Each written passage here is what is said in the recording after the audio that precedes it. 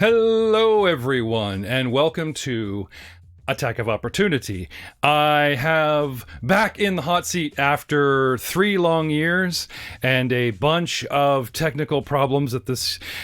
I gotta say, I like this guy. He takes the time to work with you. He takes the time to teach you things. Doesn't matter who you are. He loves people. I'm talking with the one and only Micheal Kevsevan from Australia, 13 hours into the future. Micheal, thank you so much for being on the show again. Thanks so much for having me. It's awesome to be back. The only thing I regret is that it's been so long since I was last here. And it's entirely my fault. I just it's awesome to see you again and to hang out and to chat, to schmooze, rub elbows. Well, we message each other on Facebook Messenger back and forth, especially when I have a problem. You know, the only time you're like, that's a Canadian guy. What does he want from me now? Kind of thing. Or I'm like, swipe to voicemail. Yeah, I get that a lot. So we've done an interview with you, and if you're watching this on YouTube for the first time, we have an audio only interview because our video wasn't quite up to par, with an old Meteor mic. Are you still using the Samsung Meteor? I am. I am still. See, it's still here. No, it's glorious. That's awesome. Old, reliable. And it works for you. I could never get it to work for me. It peaked. It's just my voice range. It peaked a lot, and it unfortunately corrupted a lot of the audio in that interview. But you sounded good, so we know you're a geek. We know how long you've been a geek. We know why you started content creating. But here we are 3 years later. One of the reasons I reached out to Micheal was this April is our 3rd year podcast anniversary of our very first podcast launch, our Star Wars saga. We shot first podcast, and right on top of that, we started Attack of Opportunity to look at ourselves, to look at our cast, start reaching out to music content creators that gave us free music and thanking them. And Micheal was one of our very first guests. Now let's see. I met you through Carla of the Dum Dum Die South African podcast. I had reached out to them, said, guys, you guys are great. You're going to be big. And you know what? They are. Called it, nailed it. Still hope they remember me. No, Carla's fantastic. And if it wasn't for her, we wouldn't have connected. We wouldn't have met.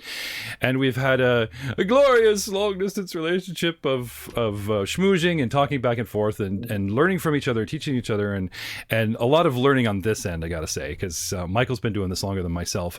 And we here at Mongers are eternally grateful for all of his advice. But let's talk about what he's been doing in the last 3 years. You started a YouTube channel. With that awesome Aussie logo, with the didgeridoo playing and everything. You're streaming all kinds of content now.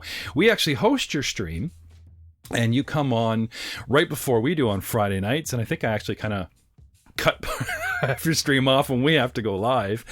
And this nice man does the courtesy of rating our channel, taking his followers an audience when they're done and going, yeah, check out this guy. I'm done for the night. So again, thank you. And one of the reasons, again, why I'm calling back on these people is, to thank them again, to have them back on the show and talk about the new exciting things they are doing. So if we can go back 2 years ago, since we talked to you 3 years ago, 2 years ago, 1 year ago, where do you want to start? So much has happened. Oh, well, let's start from Carla, actually. So first of all, of course, Dum Dum Dice, as you mentioned, doing fantastic. Very, very happy for Carla and their team. They've done an absolutely amazing job. And ironically, I began my relationship with Carla through Guy Sklanders, who runs How to Be a Great GM.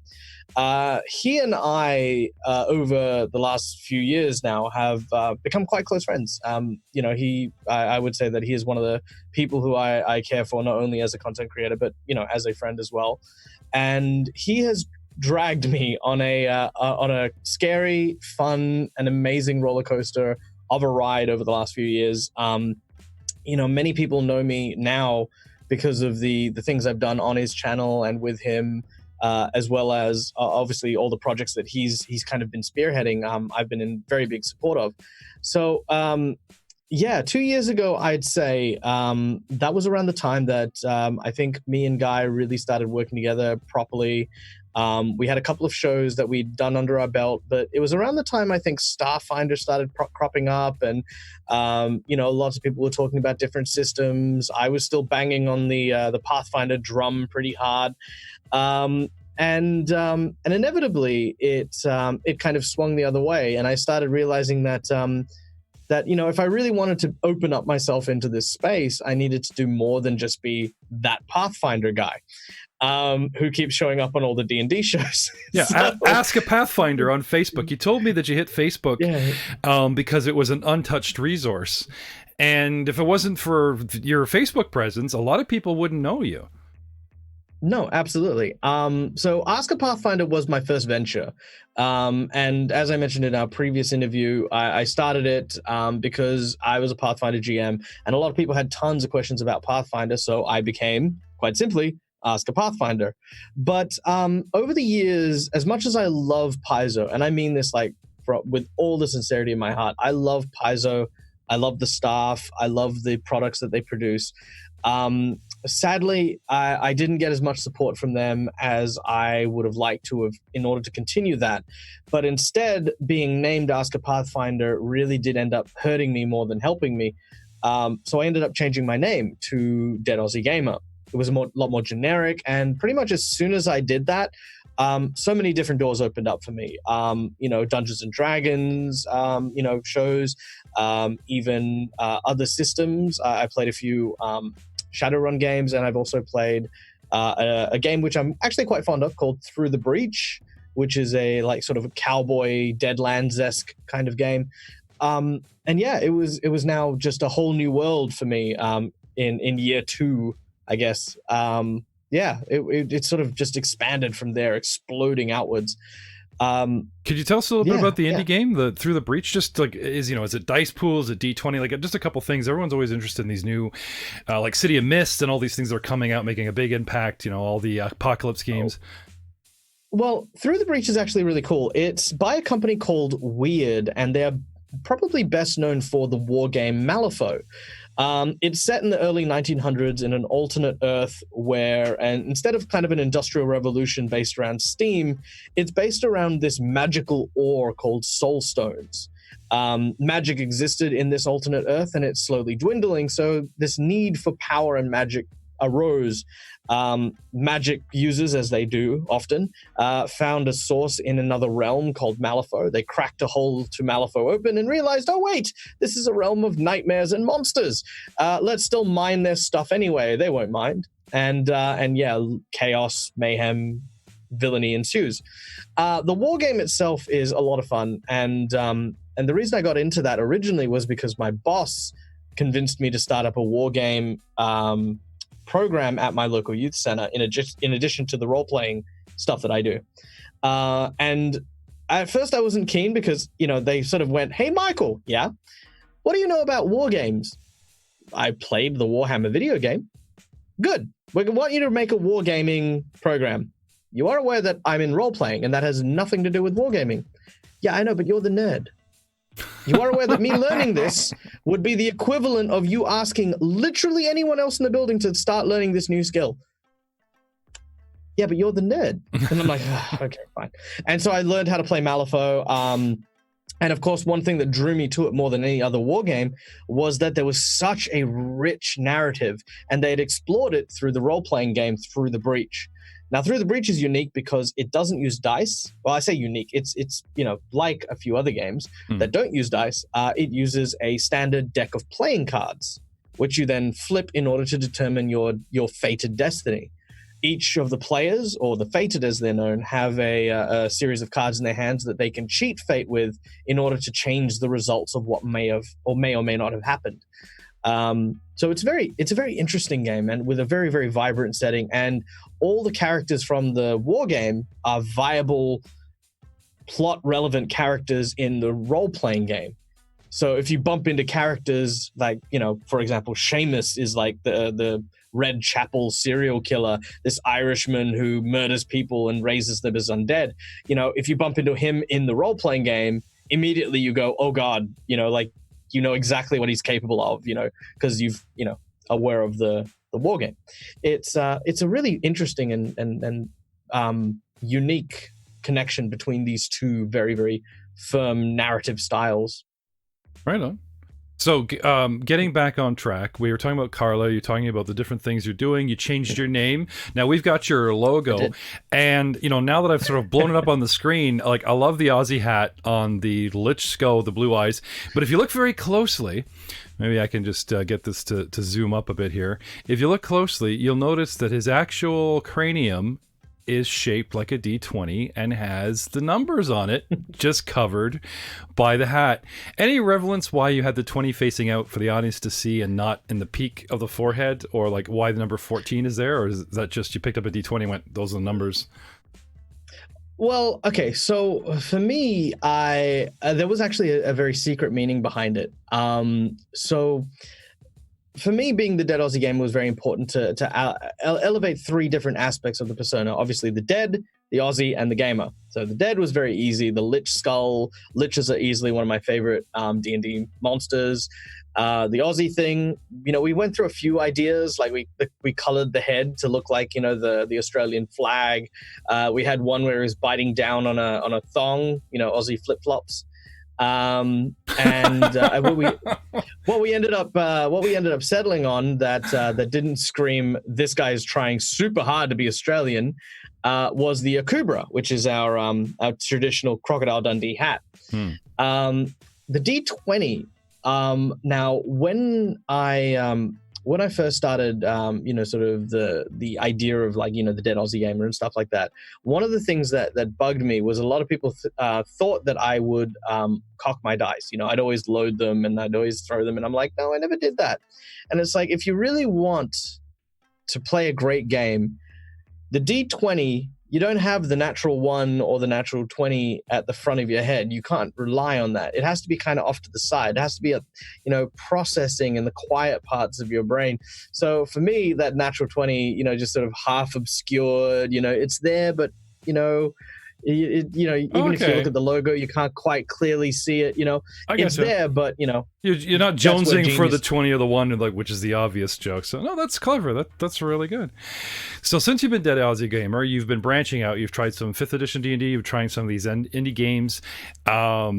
You've been coming to America from Australia, visiting some cons and getting to hang out with your buddies like Guy Scalanders. Hi, Guy.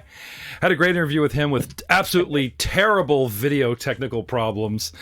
I said every time I work with either one of you guys, my tech is cursed. Like even today setting up, you know, we were getting back to the old days where you're waiting on me to fit. And I'm sorry, I don't know why Voice Meter isn't, you know, firing. I don't know what, you know, there's all these problems. Only when I'm working with you.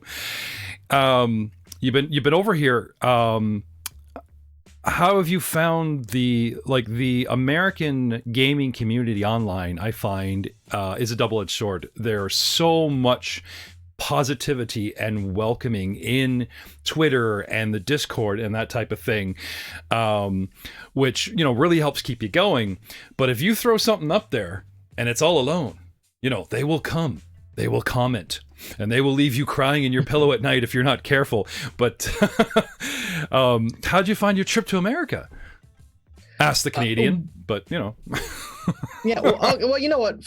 Funny, interesting. Actually, a couple of interesting points. Number one is apparently there's something going around about Canada, Europe, and Australia and New Zealand having a "we can live wherever we want" treaty going on. So I might end up coming to Canada and visiting you at some point, whether you like it or not. Yeah. But more importantly, the trip to America. Okay, so to give you a bit of context, I come from Perth, Western Australia, and it is the most isolated city in the world. Like, yes. You Google that fact; it's a fact. Yeah, and I don't have a fan base here. I've done so much work with Americans and Europeans and stuff like that. I've never done anything with Australians. It's not that we don't have a community. We have a massive community, but there's just very few, you know, sort of people really engaging with that sort of level of stuff. So I've always, you know, stayed up late, played with the Canadians, played with the Americans, played with the, you know, people in the UK, which has made me very, very unknown. I go to conventions here and people just go to me, that's Mike, whatever. Whereas when I went to the States, it was an explosion. It just blew my mind how nice people were, how welcoming they were, and how many of them actually knew who the hell I was, even when I wasn't standing next to Guy. Because that's what I thought was going to happen. I thought people were going to be like, oh, it's Guy. Oh, and Michael. There was one glorious moment. I remember we were sitting at a cafe, in a little cafe, and we were drinking something, and I heard someone just yell out, and it was probably I know it was an American person who did it, but it was like the most Australian thing you could do. All I heard was someone go, "Hey, Jagsy!" And one of my characters is Jaggerjaw, and he'd recognize me. He's like, "Oh man, I love Jaggerjaw. He's so cool.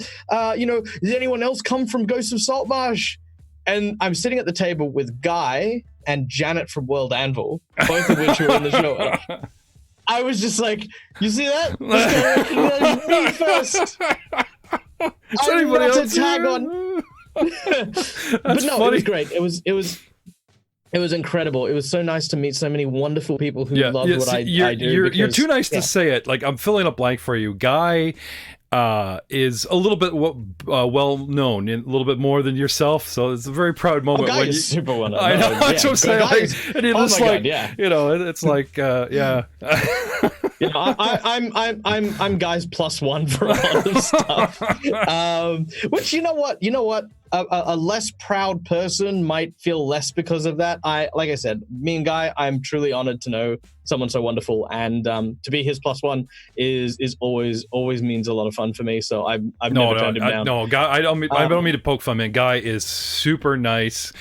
Pre-interview, post-interview, gave everything I needed, answered all my questions, and hung out. He's such a nice person, a great guy to be around. So patient. His responses are always measured because he cares about his answers to anybody. And that was something that really struck me. He doesn't just kind of say, "Oh, well, and pull something out of his ass," like so many of us do. Anything you ask him, there's that moment of reflection, where he really wants to give you a good answer. And I found it very kind.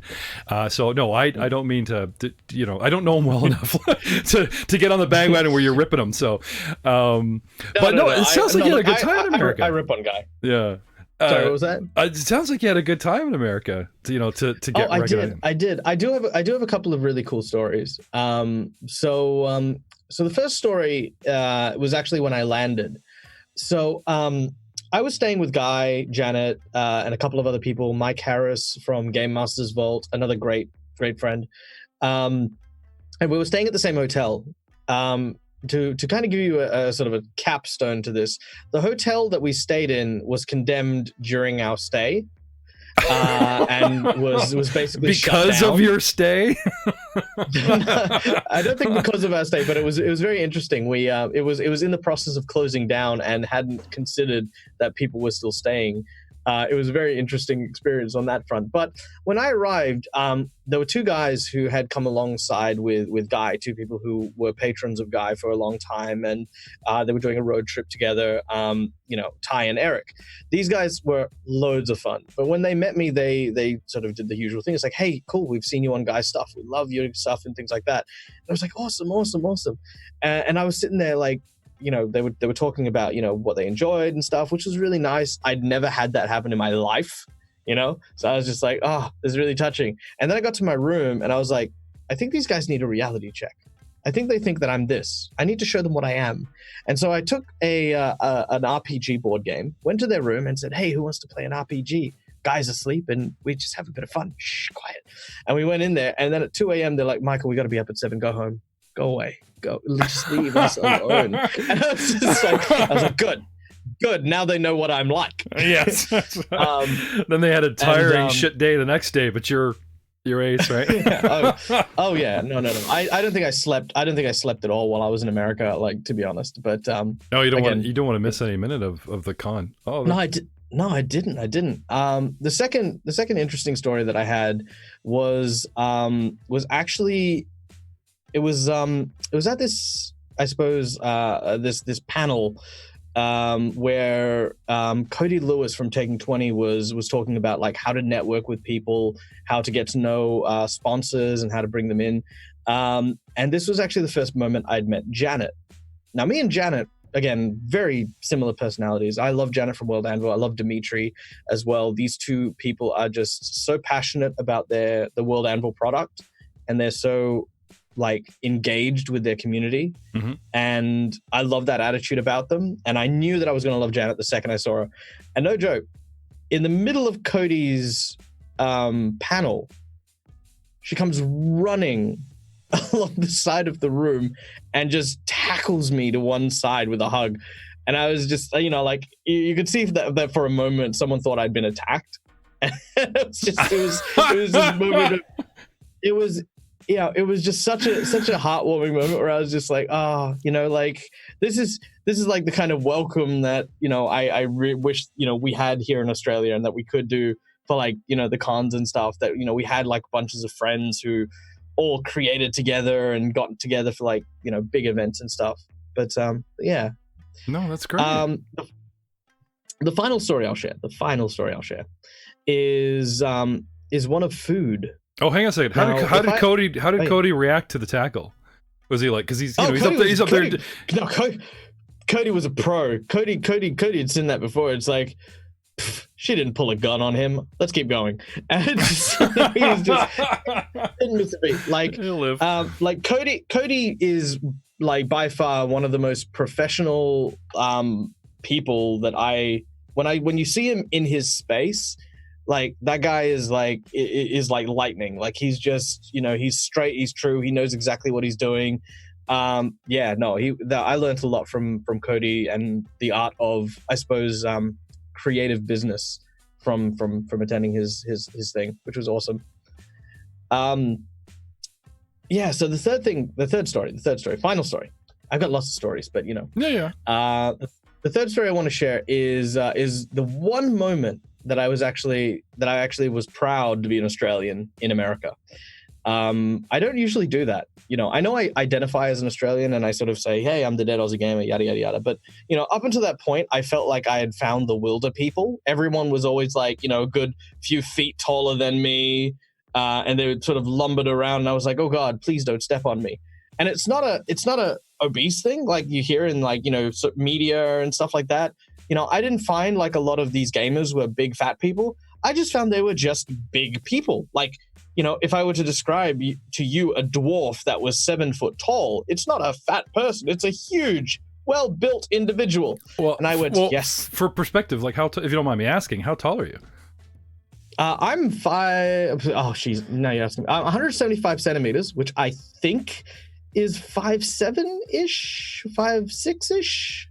I don't know. Okay. It's hard for me to say. I'm Australian. It's what we do. Anyway, so I'm not. You're under 5'9", which is the American average. That's what I was asking for because I always thought you were, honestly, I always thought you were like 6 foot tall. It's the angle your selfies. You're always like, and now I'm taller. No, that's it. That's exactly it. Just be like, yep, no, that's right. I just can't fit into my own frame. No, to be honest, I was so short, and I was just like, oh my God, this is intense. This is crazy. And so we were at we're on the last day of Gen Con, and we went out to dinner, and we went to a Brazilian all-you-can-eat buffet, which is like, they just bring meat constantly out to you. And I was starving. I did the Gen Con mistake, by the way. Pro tip for Gen Con: do not book yourself back to back because you will forget to eat. And I forgot to eat. So I got to this restaurant and I was like, I could eat the all-you-can-eat buffet. But then I saw it. It caught my eye. Tomahawk steak, 400-gram, massive, chunky, beautiful steak. And I was like, I am getting this. So they said, sir, this is for 4 people. And I said, I didn't stutter. And I felt really insulted that he asked me this, because I've eaten tomahawk steaks by myself before, right? So I was really insulted, and I was like, and he's like, how would you like it prepared? I was like, okay, look, what grade is it? Sorry, I was like, is it A grade, C grade, B grade, Wagyu, grade 1, grade 2, grade 3? What grade are we looking at? So we went to the kitchen, And he came back like 5-10 minutes later. You can kind of tell he had a bit of a talk with the chef. Every meal I had eaten in America was like 2 portion sizes larger than I was expecting. I asked a woman for breadsticks, and she brought me like what I could kill like a weasel with, like 2 of these massive cheese-filled logs that I was like, I'm fairly sure this is a weapon. Like I mean, and apparently you're supposed to take things home all the time. Like they give you enough to eat there and then take home. I'm like, I just wanted a breadstick, anyway. So I was looking at this tomahawk and I was like, okay, good. It's in grams. I know what I'm getting. He comes back. He tells me the grade. I tell him how I want it and I eat it. I devour it. It's fine. He comes back later and he says, I was this close to losing a lot of money because I was going to pay for the whole table if you could eat that. And I looked at him and I said, I'm Australian. And he goes, and I was like, yeah, that's right. I'm Australian. No one eats meat like we do, except maybe Texans. So that was a very proud moment. My proudest moment in America was devouring being the 5'6", tiny Australian dude. Yeah. Out eating the table. Out eating the Grant Burgers of the world. Yeah. That was a touching moment. Well, here's an interesting thing. You talked about the grade and how it's done. Can you tell us about grade A meat, how you would prefer it compared to a different grade, and why you would have it done differently? Really quick, a little food. So basically, grades go. I think grade A to C is quite common. B is usually what you'll find in most restaurants. C is what you'll find in most supermarkets, and it refers to the marbling or how much fat is inside of a particular strip of meat. Mm-hmm. It's also how tender the meat is and which part of the shoulder or which part of the carcass it comes from, because obviously meat that comes from an area that is usually heavily worked, for example, is a lot more tender. So based on the tenderness and the fat content depends on how you should have it cooked. For example, if you had like say a grade A cut that was say 3 or 4, that means there would be an okay amount of marbling on a very, very nice cut, and you wouldn't really want to go much more than medium well, right? If you have, say, a lot of fat content, you want to get that, sort of medium rare-ish to get all that kind of fat to sort of just explode from the meat and become really tender and juicy. Yeah, because if you overcook it turns into like shoe leather. Really tough. Oh yeah. Because basically the red area is what browns and what becomes the meat, and like everything else just sort of swells and falls away, and that's all flavor. If you overcook it, basically what you look at as a say 200-gram steak shrinks down to like 110, 120 gram, and that's just all the flavor gone from the meat. So you don't want to cook it for too long. If I'm getting my grading right. Yeah, no, that sounds pretty good. Like I'm a greengrocer by trade, and the meat department is actually one thing I actually know nothing about. They have me running around the store doing all kinds of stuff, and I work in the produce department specifically. But the meat department's a bit of a myth. It's like, that looks good. Trust my guy, on the barbecue it goes, it's done burning, good, I'll eat it, and that type of thing. So I found, like your passing mention very interesting, and I always like to pull maybe even a little bit more than just a gaming topic, out of a guest. Because you set up 10 universal questions, and you're like, universal questions, everybody will have a different answer. And after like 65 interviews, all the answers are unique, but I'm thinking of like, for the audience, it's like, we are kind of going, you're kind of going in a circle. Well, you asked me about like the memorable moments that I had in America. I did spend a lot of time at the con, but while I did some really amazing things, and I could literally sit here and talk for hours on the amazing things I did, and the people I've met, it were, like if I had to pick a top 3, it would be those 3 moments. It's meeting Tyler and Eric. They were amazing people. obviously getting recognized before Guy did, and of course, and disrupted Cody's show. Yes, and disrupting Cody's show, and of course eating this meat and looking at the embarrassment on a particular snooty waiter's face when the skinny guy asked for 4 people's worth of food. 4 people's worth of food. No, that's good. Okay, so coming up to like within the last year, I've seen you Twitch streaming. You've got a Strange Aeons show that runs back to back with our show on Friday night that you're almost finished streaming, and like right now, not talking about the future projects that we'll get into because we definitely want to hit that, but like right now, how many plates you got spinning?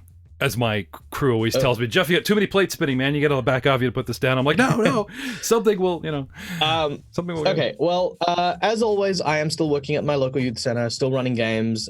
We've expanded to board games as well. So now I've got 2 games I'm running there, plus my board game session. I've got Mondays, I'm doing Starfinder, Attack of the Swarm, which is awesome. Great adventure by, at least some of the book was written by Pat from Cosmic Crit, who I greatly admire. Did you watch the interview that we did with him? We interviewed Patrick, and I didn't want to say it because, like I said, I find the entire community exciting. And you don't know who you're talking about. I can't say, well, that guy from the GCP, he emailed me back once, something like, you do have to say the guy's name. And a lot of people are like, oh, you're name dropping. Well, no, I'm just really excited that I'm talking with these people because I'm such a big fan. And a lot of my guys are like, Jeff, you're such a fanboy. You should not be, gushing over these people while interviewing them. I'm like, but I want to talk to them. I want to meet them. So I get the exact same way. See, for me, a lot of people think it's like, oh, Dead Aussie Gamer, he's a content creator. Oh, Michael, yeah, of course we know him. We work, he's worked with, all these famous people. And I'm sitting there going, no one's caught on to the fact that I am just an actor in content creator clothing, hiding out, just being like, yes, I have a YouTube channel. I have less than 1,000 followers, but look, I'm on D&D now. I would love to actually follow you around with a camera and create something of like your first reactions, like at these cons, with you seeing people smacking Guy in the back, going, "That's him," that's the guy, and Guy be like, "Yeah, you want to meet him or not?" Stop jumping up and down. Actually, it's quite the opposite. It's really weird.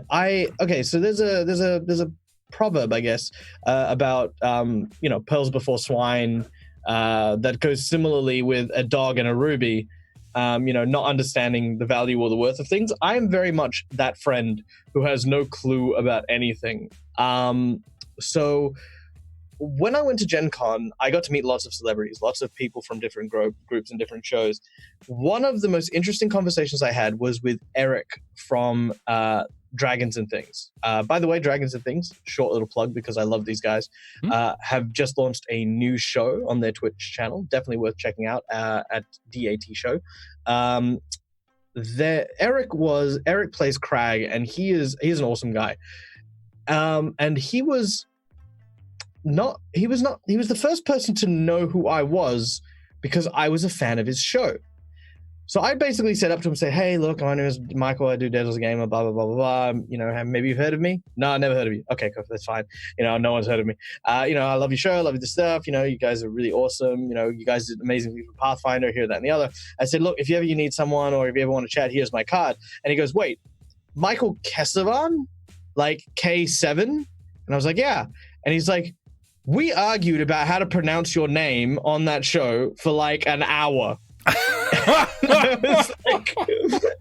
I was like, yeah, well, at least that was, and it was Eric was just an absolute delight. I bumped into him a couple of times actually, and he was, and like at some point or another they said that he was trending as Matt Mercer at the con, as well. So he was having Yeah, he was having an absolutely great time. I love how you open with like, perhaps you've heard of me, and he's like, no.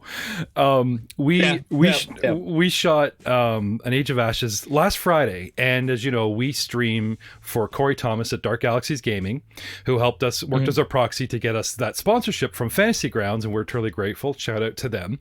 And we do have our own Twitch channel that we're just starting to get going. We just made affiliate, and it's twitch.tv GMS Cut, and I found this free software where I can piggyback one to the other and go to Twitter and YouTube and stuff, just to, like, for some exposure.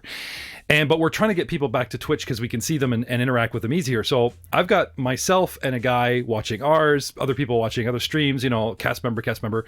Our lead guy, Matt Witt, awesome friend and voice acting abilities, usually my lead in a lot of my shows, is watching the Dark Galaxy stream, and he starts talking to Attack of N, or AON, KO type of thing. He's back. Anyway, this guy identifies himself as Blake Davis from the Archives of Nethys webpage, right? So Matt is having this great conversation, just like you would with any other lurker in the chat.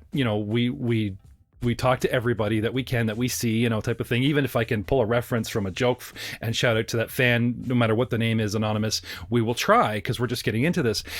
Matt specifically didn't tell me he was there for two good reasons. One, because it would throw me off my game. I'd be like, oh, hi! I'd freak out, kind of thing. And it's not the difference between somebody that is known in the community as quasi-famous or famous and some random lurker. We try to treat everybody the same.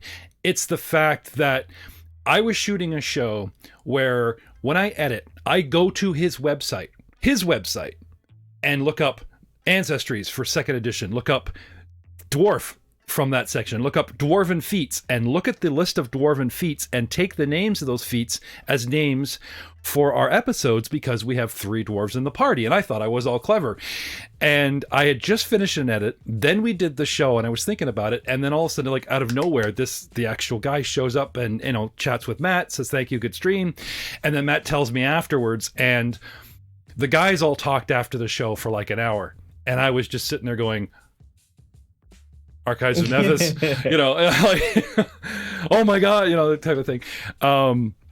And they're just shaking their heads. Matt's like, you're such a fanboy. He is the singer and frontman for his father's band, the Harrison Peterson band that tour all over the Kawarthas, this kind of thing. So he's used to some limelight. My guys, my cast, just show up to play and have fun to help me. And I'm in the center of it all, trying to be professional, but like in the back of my brain, completely fanboying out at like every little thing in the community, because even after 3 years, I guess bottom line is this is still new to us. This is still new to me. And I just get so excited, and they're like, Jeff, that's your passion. Even you, we were talking recently, I was talking about getting knocked on my ass and getting knocked down and, not doing well at certain points in the network. And you said, one of the things you find most interesting talking with me is I don't let it get me down for long. I pick myself back up, brush myself off, and like, let's go get them once again. Because both of us have seen so many people that are talented or, ignored, and they fizzle out. They don't hack it out to the end. And it's a shame. You see people with few views or in some little corner of the community that you happen on by accident, and you're watching and they've got a great cast member or great audio or great something that could really elevate them. And, they get beaten down by the grind of it. One of my cast members told me, Ryan Messina, that it takes 3 to 5 years for anyone really to notice you. So my next question for you, sir, is how long have you been doing this? And, how long have you been doing this? Oh, like the video thing? Or creating serious content, put yourself on the net and, taking the big risk, as it were. How long have you been doing this as of today? Oh. Okay, if I was gonna say, like, actually putting myself out there, the Facebook thing was never about putting myself out there. It was about just me venting, I guess. So YouTube was the first time that I really kind of put myself front and center to the stuff I was doing, and that was, I want to say, 3 going on 4 years now. 4 years, okay. Yeah, about 3 or 4 years ago. Yeah, I mean, you're dead right in terms of like how long it takes for people to notice you. Um, and I think the important thing is to be genuine. You know, people don't notice people who stand up on a mountain and cry out, "Hey, please notice me." People notice people who are relatable, people who are kind, people who are just the people that they, like, for example, with Guy. I met Guy ironically because I watched the Bacon Battalion, which was his show way, way, way, way, way back when. His production quality, and again, I could say this to his face, his production quality was crap. His audio was subpar. But listening to these guys and how they had fun, the passion that drove them, the friendships that they had, that was what drew me to his personality and that show and that series. And that's how I feel about every single content creator I've ever come across. It doesn't matter what your bells and whistles are, or how pretty your tech is, or how much sponsorship you've gotten. What matters to me is when I look at you, are you someone I want to get to know? Are you someone who I want to play with? Are you someone who I could enjoy spending 2 or 3 hours, however long your game is, being a part of your table, even if it's just to watch? That for me is the important element. No, I agree. Now, I really can't use myself as an example because I have, right at the gate, I have a terrible reputation of being overly spammy. It came from just being excited. I didn't realize what I was doing. My internet etiquette is terrible. And even this show, the attack was originally a dialing back to like, oh, and we're doing this just like you're doing that, and oh, we're doing this just like you're doing that, that kind of thing. I found an interesting comparison, or a chance just to talk about our content alongside the content creator, and then I found a lot of people didn't get the joke that I know I have a big head. It has trouble fitting through doorways. People describe my marriage with my wife is I am a balloon bouncing along the ceiling, and my wife Cheryl has 2 feet planted on the ground and is holding my string. Like that's me, and you got to own it. Is it bad that I went straight to a Stephen King moment just there? Just putting that out. Sorry, no. No. Oh, I'm sorry if you got a clown phobia, man. I just not the big parade floaty done up like Krusty the Clown. No, I'm not talking about that. You can't. Sometimes you can't help who you are. Even if the back of the mind you think you're being friendly and not pushy, if you think you're being a little bit too loud in the room and you think you're just excited, your perception of self is a lot different than other people perceives you, and you need some people around you like yourself, you and Guy, someone that's doing what you do, or a good friend, to go, dude, not cool, or dude, you got to dial it back, and then you yourself, myself, or you, or whoever out there can go, why, what was it, what was I doing, that kind of thing. Because you can do a lot of damage to your content, I have personally found, out of the gate before people really get a chance to know you. So I've tried to, with this show, moving forward, dial it back, dig deeper into the relationships of the podcasters and the wonderful content creators that I've met, who I have tried to help and have helped myself. And I guess just sort of calling back to, like you said, the guy on the mountain. Look at me. I was that guy. I probably still am that guy. But, like at this point, what can you do? What can you salvage? If you own it, and if you're sorry, and if you you work hard to move forward, move with your content and make it, like you said, genuine. Whether you're investing in the production value, because like I said, people will be drawn to your chemistry. People will be drawn to I want to be with these guys, that gal in the room first.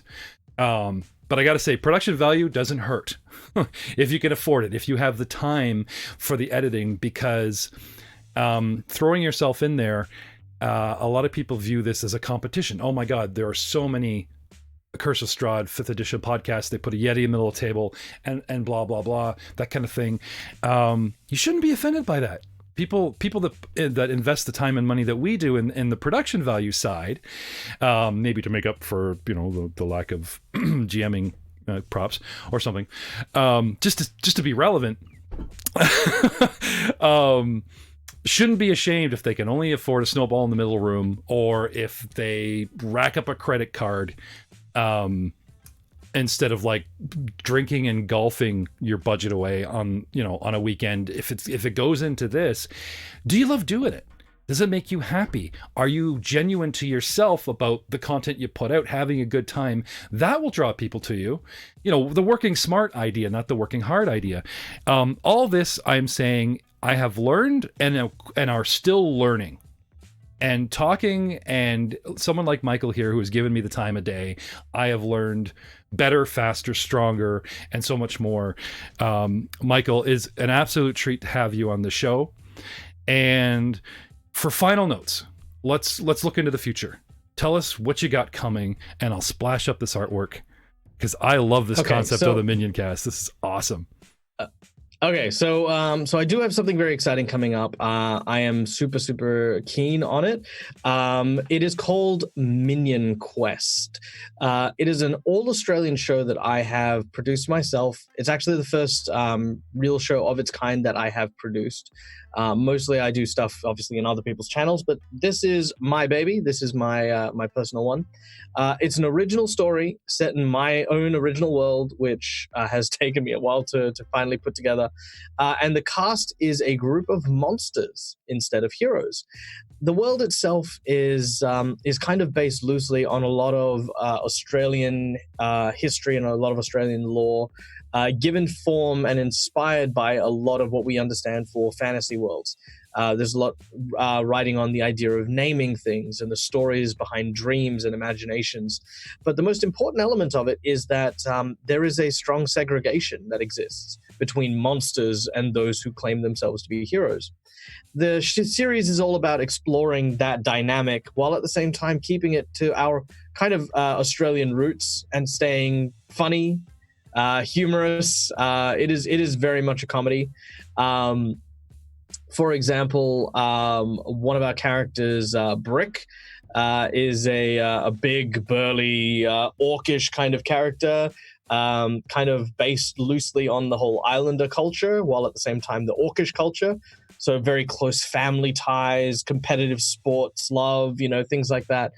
Characters like that just, for me, are always incredibly lovable because it's not your typical, like, orcs, big, mean, and we smash, and it's more like, so what'd you do on the weekend? Oh, just spent the time out with the kids, took them to the beach. Oh, that's really nice. Hey, is that some humans over there? Oi, you humans! Oh, yeah, they're gone. Okay. So anyway, yeah, the little Sally stepped on a starfish and she got really sad. She brought it up and we had to nurse it back to health. You haven't nursed a starfish back to health? You can't do CPR. They don't have mouths, Anyway, so, having little kind of regular, down-to-earth monsters who simply have a perception of being monstrous.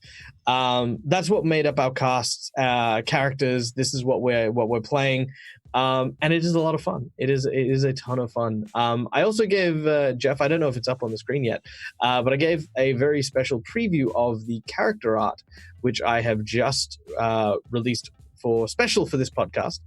Of course, those of you listening won't really get to see it, but those of you who do can see now the 4 individuals in front of them, which, of course, apart from Brick, who is our Pacific Islander orc character, we also have Sticky Fingers, the grung rogue, who's kind of like this sleazy New Yorker kind of, hey, I'm walking here, I'm, this kind of very, very stereotypical kind of character.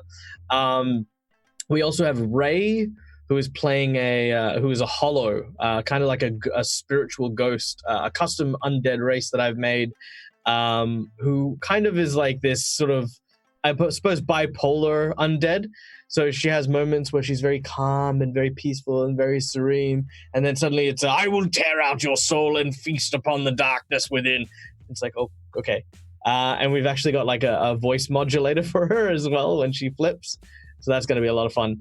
And last but not least, we have Manny, the Manticore, who is kind of an evolved Manticore. They've kind of got issues involving slavery to the elves, where the elves turned them from these quadrupedal beasts into these more anthropomorphized soldiers and warriors. So they're very much Spartan in nature. And Manfred, as his name is, is actually a wizard. So it's going to be very interesting to see how Manny the wizard is gonna deal with, obviously being a wizard in a warrior culture. And that's our group. No, I can like cool. I've got the artwork blown like way up as big as I can, like even covering myself here. So if you're listening to this in podcast form, make sure you go to our YouTube channel, the Mongers Podcast Network, and hit about the 42-minute to 45-minute mark where if you already heard the entire episode, you don't need to watch it again, but come to around the 45-minute mark where we throw up this artwork, because I gotta say, even in black and white, it is something. It is really worth to see. And your little frog guy, which one was that? That is Sticky Fingers. Finn, as we're gonna call him. Finn is actually, I've got a side bar of him in color. So when is this coming out? When is this going to hit the board, as it were?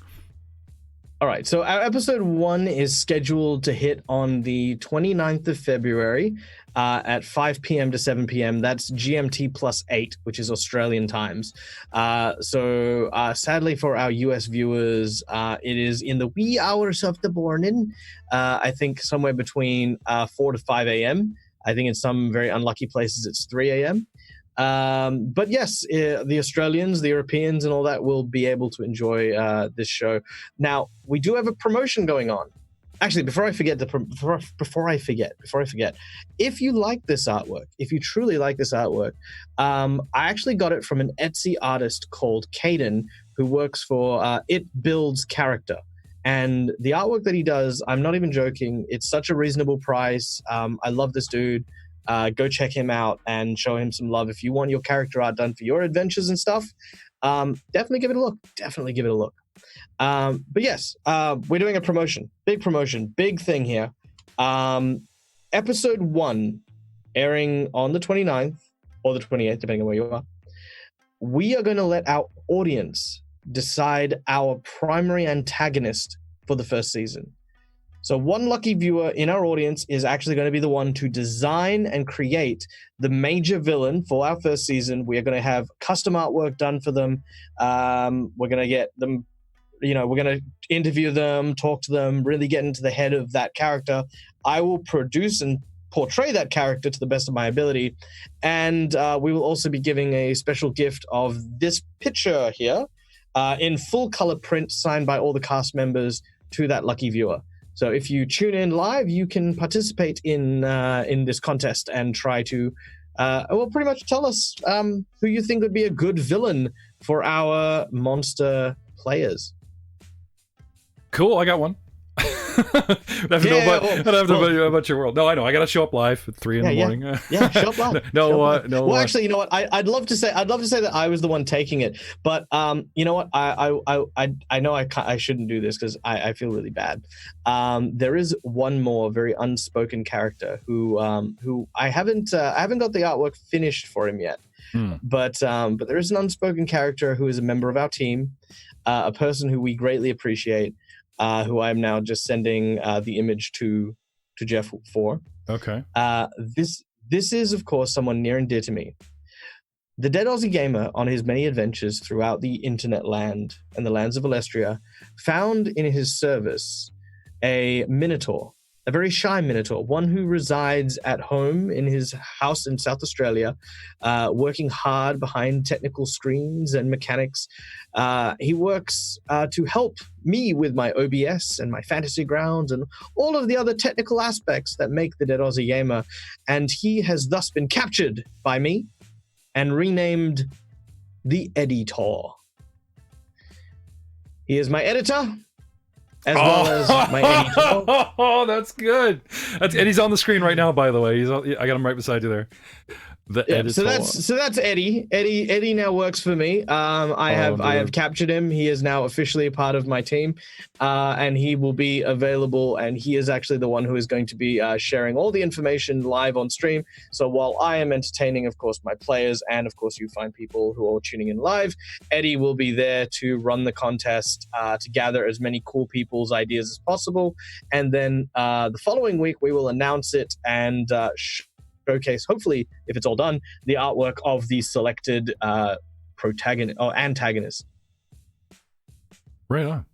That is something. I love this. I love the Eddie Toa. That's no,